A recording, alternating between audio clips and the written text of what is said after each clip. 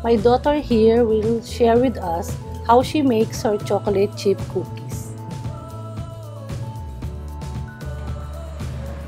Let's preheat our oven first to 180 degrees Celsius. So let's work on our dry ingredients first. I already sieved our 2 1/4 cups of all-purpose flour. We'll be adding to it our half teaspoon of baking soda. That's all for our dry ingredients. Make sure that you mix them just so that the baking soda is well distributed. Kasi pag minix mo ng sobra yung flour, magiging tough siya, titigas yung cookies natin. Tapos kung may mixer kayo, slow speed lang dapat sa mixer. Tapos yung paddle na gagamitin nyo, yung wide na paddle. Okay na yun. So let's set this aside and work on our wet ingredients. So our first ingredient for the wet ingredients is the unsalted butter. We'll be needing 1 3/4 sticks of unsalted butter or 200 grams. It has to be at room temperature first before we add it.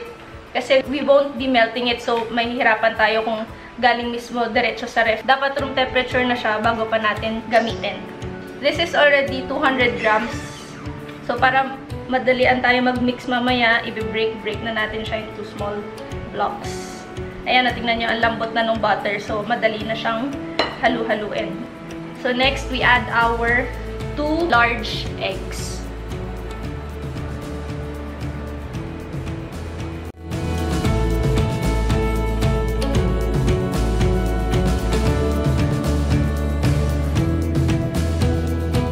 Then, to add texture to our wet ingredients, we'll add our 2 kinds of sugar. First, we'll add our light brown sugar. We'll be needing 1/4 cup of light brown sugar. And 3/4 cups of granulated white sugar. So I'm using a 1/4 cup, so I'll do this 3 times. Make sure that your measurements are precise when baking kasi ingredients are very crucial in baking. Unlike cooking, pwede nyo siyang i-adjust kapag hindi ayon sa lasa na gusto nyo. Pero sa baking, kailangan sure kayo sa ingredients.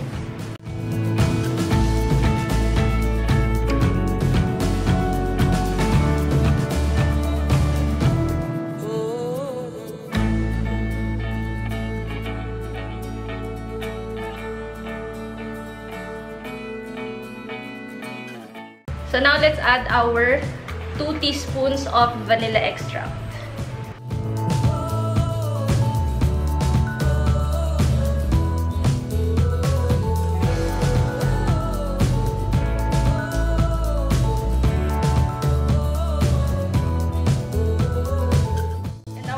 Ingredient is we need 1 teaspoon of salt. So let's mix them all together. Ito yung challenge dito sa pagmi-mix ng wet ingredients. We need to make sure na yung butter walang malalaking chunks. So dapat talaga room temperature na yung butter na gagamitin niyo.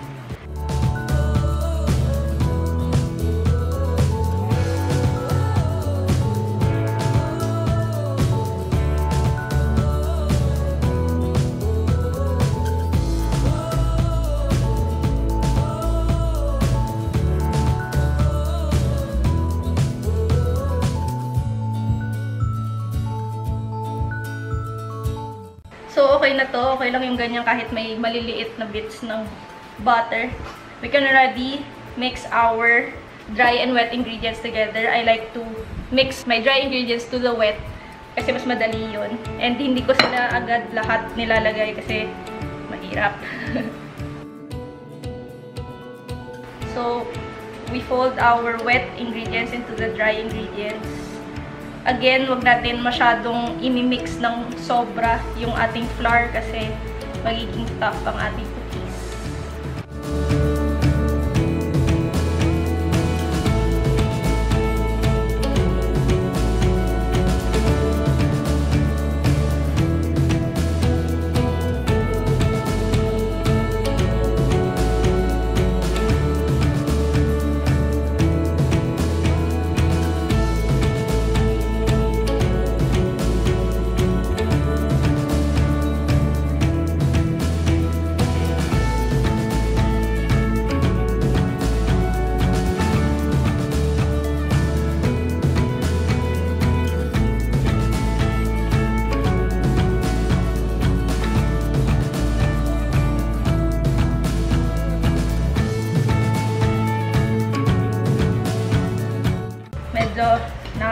palay.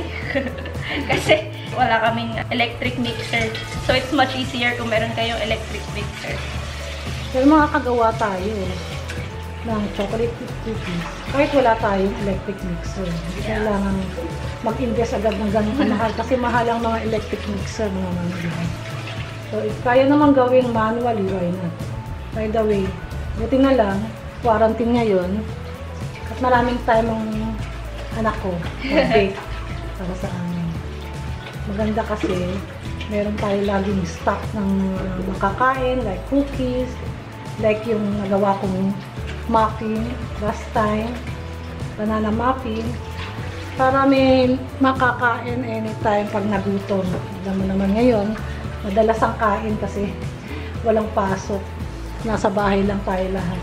So, okay na yan. As long as our flour is well mixed with the wet ingredients, we can now add our finishing touch, which is our semi-sweet chocolate chips. I use 250 grams of chocolate chips.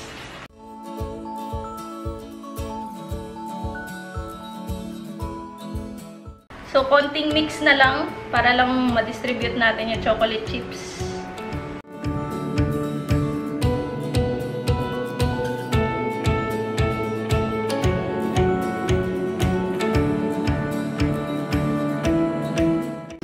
Okay na to. Our batter is done.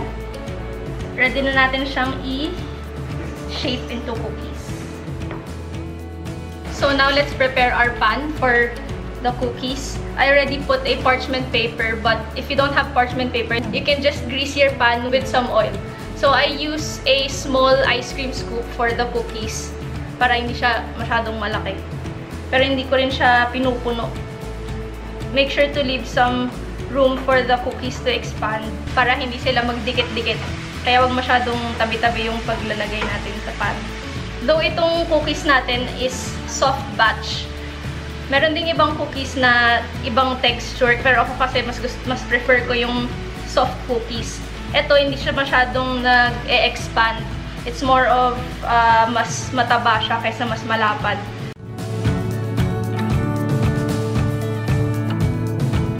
So, okay na to. Let's put it in our oven.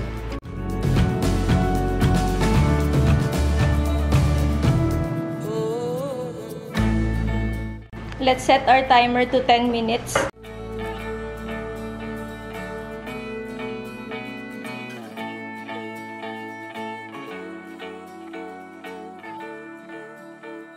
So, after 10 minutes, check natin siya. Luto naman na yan, pero kayo bahala kung gano'n nyo gustong ka-brown yung cookies. Pero ako, I'll leave it for another minute siguro.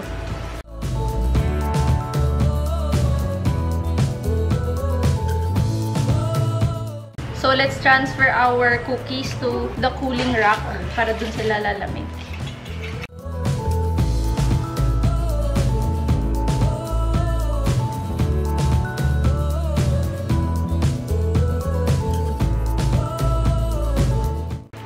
So, hindi na ako nagpapalit ng parchment paper pag nagsi-second batch.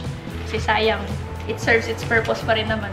By the way, di ba dahil quarantine, parang mahirap makakuha ng or makabili ng mga baking needs natin kahit sa mga grocery.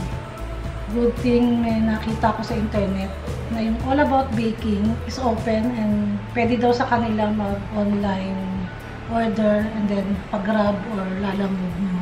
Or even kayo na lang din ang mag-pick up.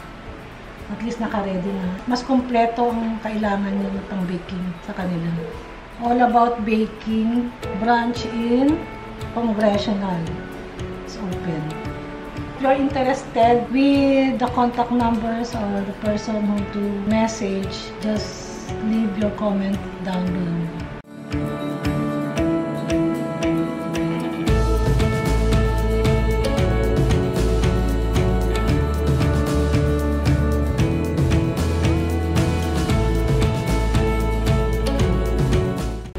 So our cookie batter mix for 2 batches. Our first batch is 16 pieces, but our second batch is only 14 pieces. So in total, we have 30 cookies. Tikman natin.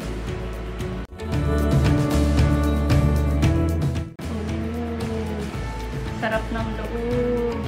Look at that. Yung ating chocolate ay hindi siya sira pero melted sa loob.